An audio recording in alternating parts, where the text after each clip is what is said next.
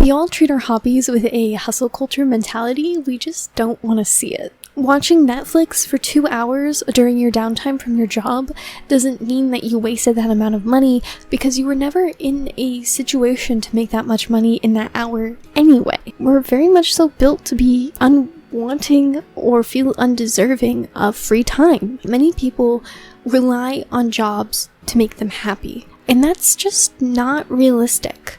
So I've seen a lot of parallels and ways that our hustle culture mentality has been seeping into many things in parts of our lifestyle and mentality. Today we will specifically be talking about hobbies.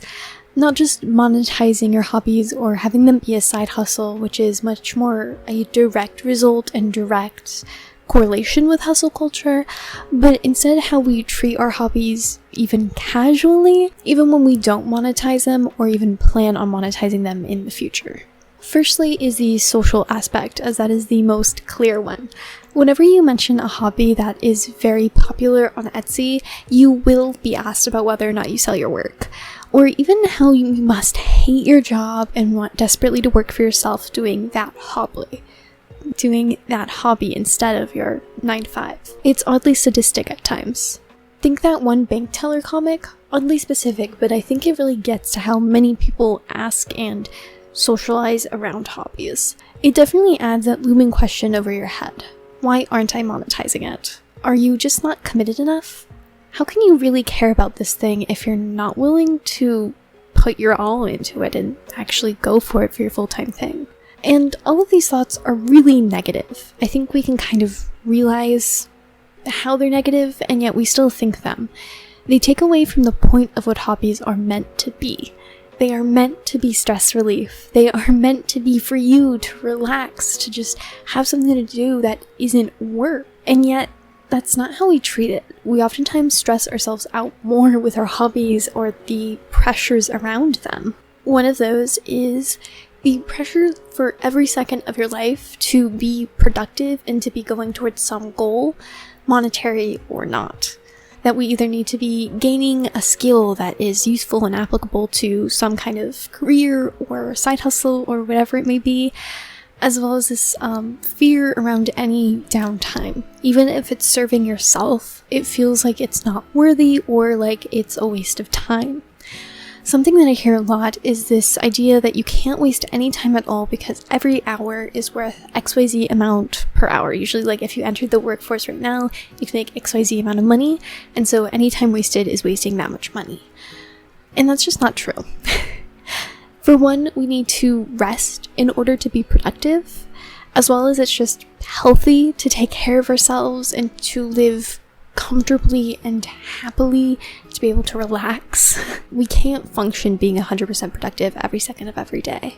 Yes, if you goof off at work and get fired, then yes, your actions directly mean that you aren't making XYZ per hour.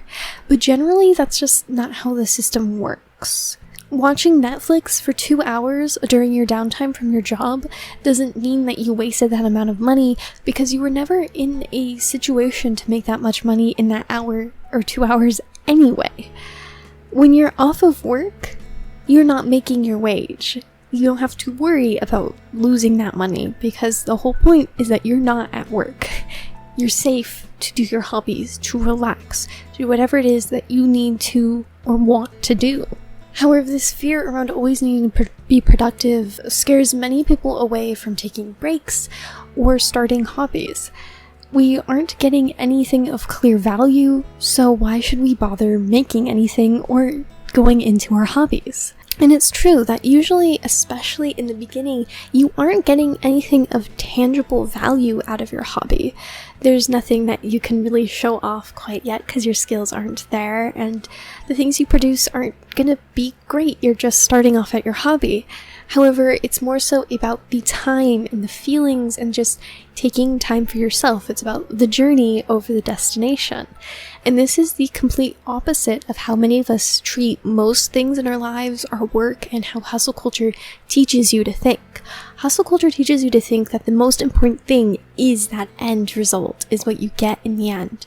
And that the journey, well, kind of the whole point is that the journey sucks. That you will be unhappy and miserable and tired throughout the entirety of the journey. But in the end, you get success and money and whatever else. And so that makes it worth it. Again, the opposite of a hobby where the journey is the whole good part and what you get in the end isn't that great. But that, in the hobby's case, is the entire point. But it definitely goes against what many of us are led to believe and think most of the time. Making us feel guilty about our free time and about not being productive every second of every day is also very much so wired into us. So let's look at school. Both students and teachers are wired to put in as much overtime as possible. You, first of all, have your school day, which is already long. Then you also have homework, which you have to complete, and that's physical work that's being given to you that you have to get done. And on top of that, you oftentimes have to do studying.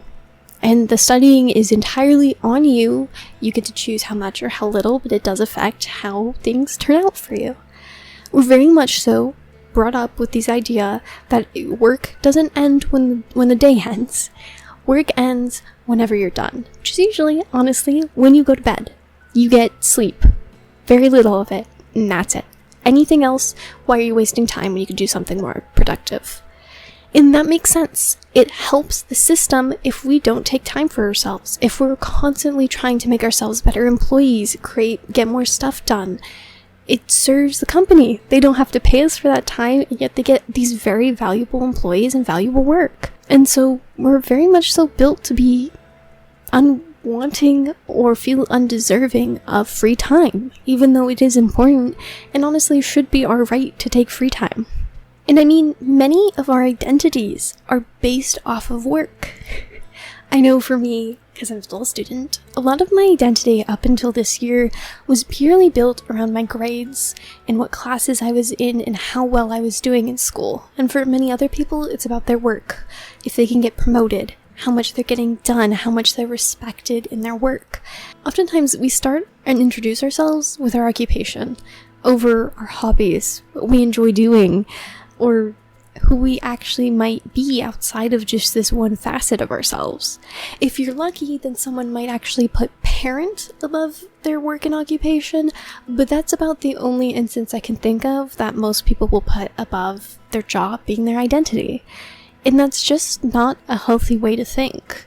It makes it so that when your job goes badly, not only are you now possibly struggling financially or having that stress, because yes, your job is still something very important and that you must rely upon, but then not only are you having that, but then also you're going to have internal struggle, because that's what you base your identity off of. And so now you're going to be struggling in multiple facets of your life. And careers and jobs can be so unpredictable. You never know when the company is going to decide that maybe your department isn't needed anymore, or when they're going to have some financial struggles and have to lay people off. That's not in your control. Basing your identity and your self-worth off of hobbies, or honestly even your relationship with other people, just anything other than just your work, can make it so that even when things go badly at your job, you still have other ways to base your identity and self-worth off of, so that you're not completely struggling emotionally and mentally just because this one thing is going wrong. Similar to how in business you should diversify, don't put all your eggs in one basket, it's the same with your emotional validation and self-worth. You should have multiple baskets, and one of the best ones is your hobbies. Hobbies, unlike jobs, are made for you to enjoy. You are meant to enjoy the process and the outcome to a degree, and just everything about your hobby. They are literally made for you to get joy and validation, whereas jobs aren't made to be enjoyed. Jobs are made for you to serve a company and usually not have a great time doing it. So again, it can be very unhealthy when you base your entire thing around that. Something in an article that I read was that many people rely on jobs to make them happy.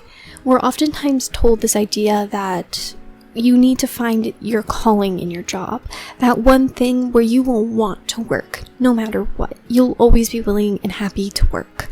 And that's just not realistic.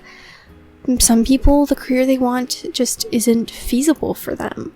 And oftentimes that job, as glorified as we make it out to be, isn't always that great. And there's going to be a lot of times where no matter how much you love your job, you just don't want to be there. You'd rather be doing something else. And that is normal and healthy. And this idea that we've built around jobs and finding that one job, that perfect job, isn't realistic for just about anyone. Instead, if we make it clear that you have your job and it makes money, it pays the bills, it's fulfilling enough, and you have your hobby, that is your calling, that brings you unbelievable amount of joy no matter what, or almost no matter what, is a much more healthy way to think about things like that. Because it's built for that. And it can help you, again, with your identity and self-worth and all of those wonderful things. So while I don't entirely have any solutions for how we treat our hobbies at the moment, or for how capitalism is exploiting all of us, I can leave you with this. Don't be afraid to start a hobby, and don't feel pressured to have a hobby and have to monetize it. It's okay to just have a hobby to have a hobby. I know it can be scary to start something new, and it's intimidating when you're not doing that great. But in the end, you'll have a fun experience, or maybe some fun stories to tell people. And I'm sure that by the end of it, if you find your thing, you might be a lot better off than you are right now. And that is really important, that you take care of yourself and find those ways to make yourself feel better every day and get through this weird place that we call the world. So I will see you guys all soon. I am starting a second channel right now where I'm going to be posting kind of a variety of things. It's going to be a lot more personal. So there's going to be a mix of fashion stuff, there's going to be some gaming stuff, maybe even some crafty things. And I'm going to be live streaming as often as I can. I don't have a schedule kind of planned out just yet. But if you enjoy me just for me, or if you think my voice is very nice, or whatever it is, then check that out. Also, Isabel.